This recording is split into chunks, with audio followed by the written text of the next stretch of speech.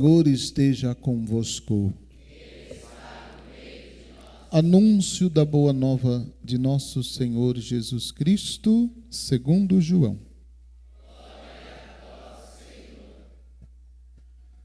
Naquele tempo disse Jesus aos seus discípulos: Se me amais, guardareis os meus mandamentos, e eu rogarei ao Pai, e ele vos dará um outro defensor, para que permaneça sempre convosco, o Espírito da verdade, que o mundo não é capaz de receber, porque não vê e nem o conhece.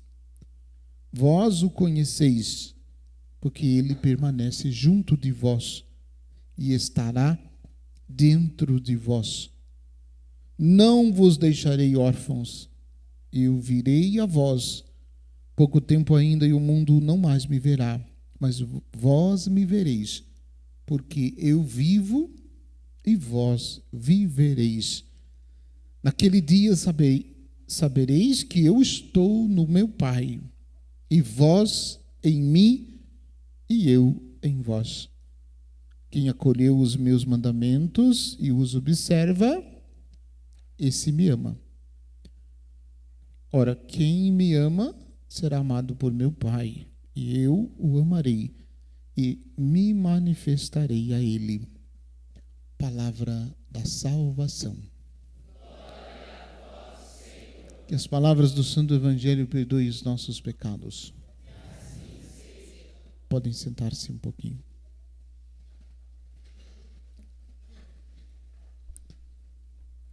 Segunda leitura da primeira carta de Pedro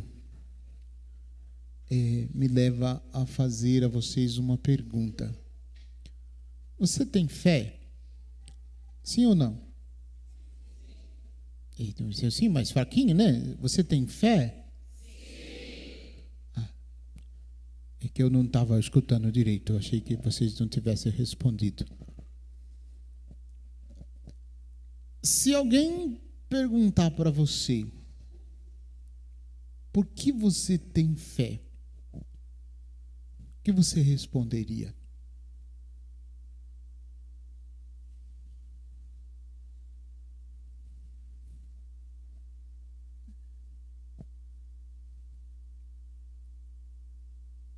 A gente nunca é questionado dessa maneira, né?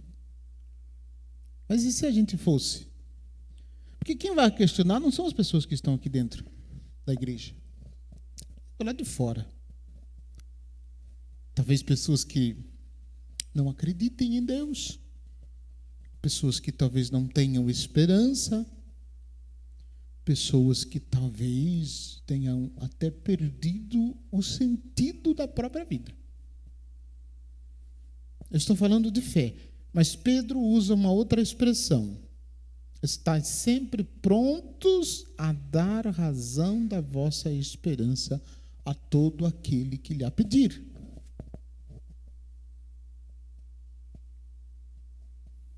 Semana passada eu disse que o fundamento da nossa fé é Jesus. Se nós não fundamentamos a nossa fé em Jesus, nada do que fizemos, nada do que fazermos, ela terá firmeza. Tudo deve estar em Jesus e a partir dele.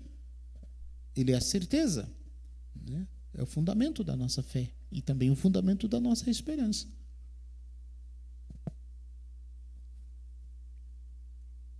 O evangelho que nós ouvimos, capítulo 14, capítulo 13, 14, 15 do evangelho de João, o 15 também é uma despedida de Jesus. Despedida em dois sentidos. Despedida primeira porque ele vai passar pelo mistério da cruz. O que o texto está dizendo é antes, cronologicamente, antes da crucificação. Então ele está dizendo que ele vai passar pela cruz. E segundo, ele está se despedindo porque ele está dizendo que a festa que nós vamos celebrar semana que vem, que é a festa da Ascensão, ele está dizendo para os discípulos que ele vai voltar para o Pai. Então ele está se despedindo. E quando se está se despedindo, as palavras de quem está se despedindo são palavras mais profundas do que as palavras ditas normalmente. Aí ele diz: se me amais, guardareis os meus mandamentos. E essa expressão, ela é doída. Ela é doída. Porque se nós não guardamos os mandamentos dele, é porque nós não o amamos. Ele diz: se é condição. É um imperativo, né? Usar a língua portuguesa. Se me amais, guardareis os meus mandamentos. E aí ele completa: e eu rogarei ao Pai, e ele vos dará um outro defensor. Defensor aqui no texto é uma palavra, não é muito forte a tradução dessa palavra. A palavra, né, em grego é parakletos. Parakletos é traduzido também como advogado, por isso defensor. Mas quem é este parakletos, este defensor, segundo defensor que Jesus está dizendo? Antes da gente dizer quem é, a gente precisa saber quem é o primeiro. Porque se vem o segundo, porque o primeiro já veio. Quem é o primeiro? O próprio Jesus.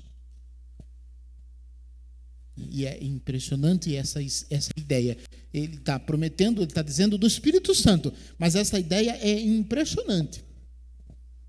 Porque o parakletos, o defensor, era aquele que se colocava ao lado do condenado no tribunal, sem dizer nenhuma palavra, somente por ele se colocar ao lado do condenado, o condenado era colocado em liberdade, por causa da presença do defensor.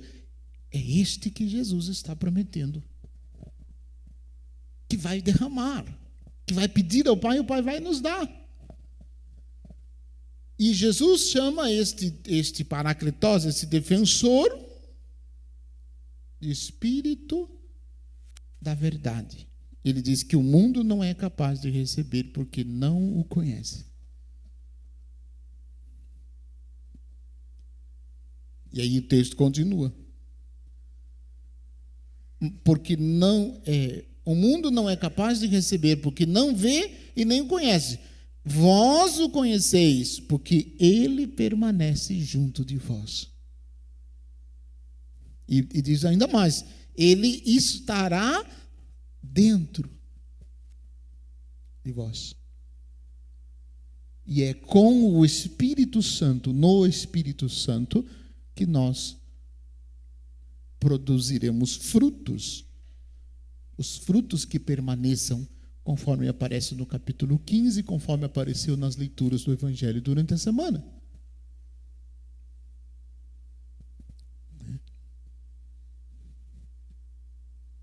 E aí vem o versículo 18. O versículo 18 tem dois modos da gente entender. Não vos deixarei órfãos. Não vos deixarei órfãos. E órfão é aquele que ficou sem pai e sem mãe, por algum motivo, salvo engano da minha parte. Então essa é a primeira maneira da gente entender.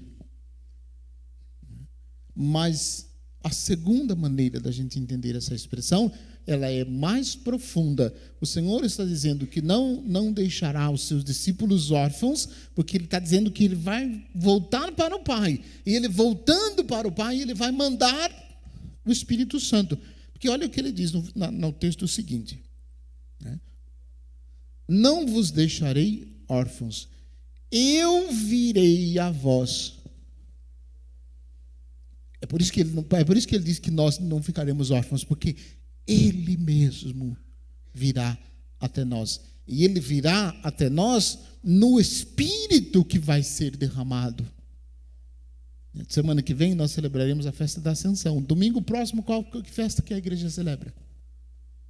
Domingo que vem é a festa da Ascensão. No próximo domingo, Pentecostes. Observam como que a liturgia da igreja ela é profundamente pedagógica. Ela vai direcionando, ela vai apontando para os mistérios que nós estamos celebrando. Por isso, então, nós não ficaremos órfãos. Pouco tempo e o mundo não mais me verá, mas vós me vereis, porque eu vivo, e vós vivereis. Naquele dia sabereis que eu estou no meu Pai e o meu Pai, e vós em mim, e eu em vós.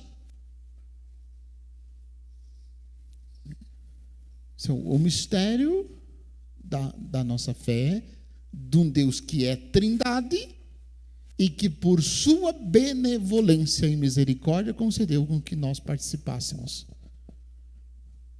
Nós participamos do mistério de Deus. Quem acolheu os meus mandamentos e os observa, este me ama. Ora, quem me ama será amado por meu Pai, e eu amarei e me manifestarei a ele.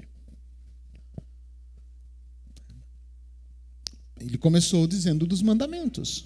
Quem me ama guarda os meus mandamentos. E é o Espírito Santo que nos dá a garantia de que tudo aquilo que Jesus ensinou, tudo aquilo que Jesus manifestou, os seus ensinamentos, os seus mandamentos, são realidades que nos conduz para Deus. E o sinal de que nós guardamos os mandamentos dele é que nós o amamos. O sinal de que nós o amamos é que nós guardamos os mandamentos dele. E tudo isso é fecundado e levado a cabo e a realização plena na potência do Espírito Santo. Eu vou usar uma imagem, porque eu acho que a imagem ajuda a gente a compreender. Eu não sei se vocês aqui, já tiveram Fusca. Fusca, já tiveram? É que quase todo mundo tem, quase todo mundo teve, Fusca. Eu ainda tenho o meu guardadinho lá na garagem. De vez em quando sai e dá umas voltas nele. A Fusca tem uma coisa interessante.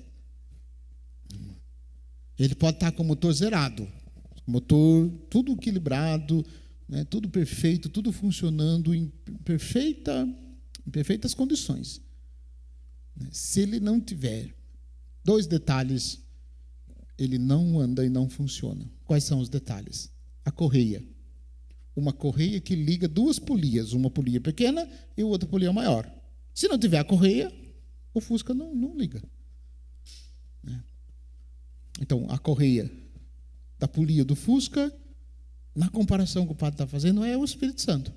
Só que, se tiver a correia e não tiver a chave, não adianta nada. Você vai ligar o Fusca de que jeito? Vai fazer ligação direta. Não, vai fazer todo dia ligação direta para ligar o Fusca? Não, você precisa da chave. Se você não pôr a chave lá no contato e não virar a chave e não ligar, não vai dar nada. Não funciona, não. Para quem não conhece de Fusca, se você não colocar a chave lá e não virar, funciona. Então, a correia é o Espírito Santo. A chave é você que tem. Você liga a chave e você permite que o Espírito Santo haja.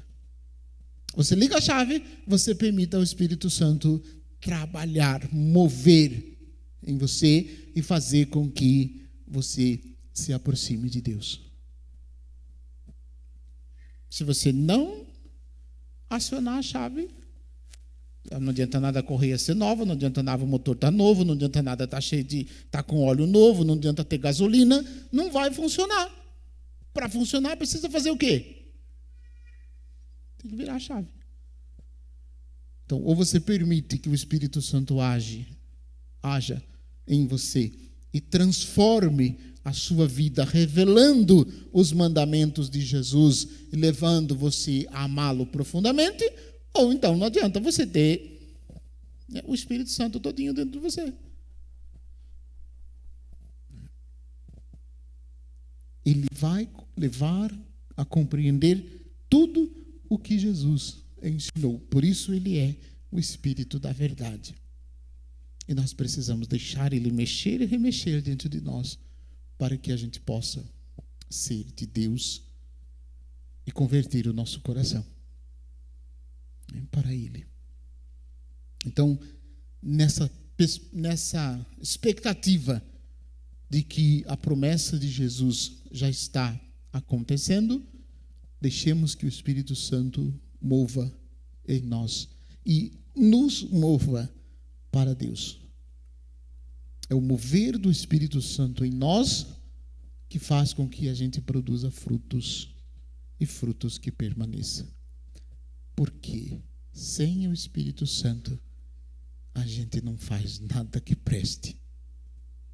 A gente não faz nada que salve. Então, que ele mova o nosso coração para a gente compreender o mistério de Jesus ressuscitado entre nós. Que assim seja. Agora nós vamos acompanhar com espírito